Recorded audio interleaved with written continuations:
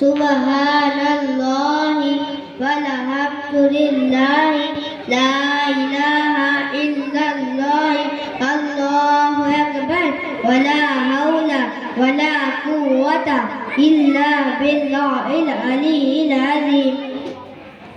অর্থ আল্লাহ সকল দুষ্টতে পবিত্র, সমস্ত প্রশংসা আল্লাহ তাআলার জন্য। আল্লাহর ব্যতীত কোনো উপাস্য নেই। আল্লাহ সবচেয়ে বড়। গুনাহ হতে বাঁচার ক্ষমতা এবং সৎ কাজ করার ক্ষমতা একমাত্র আল্লাহর পক্ষ হতেই আসে, যিনি অতি মহান ও ক্ষমতাবান।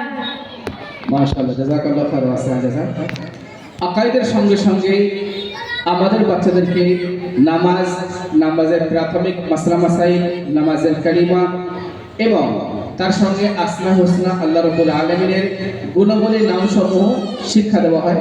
এর অনেকগুলো ফজিলত আছে।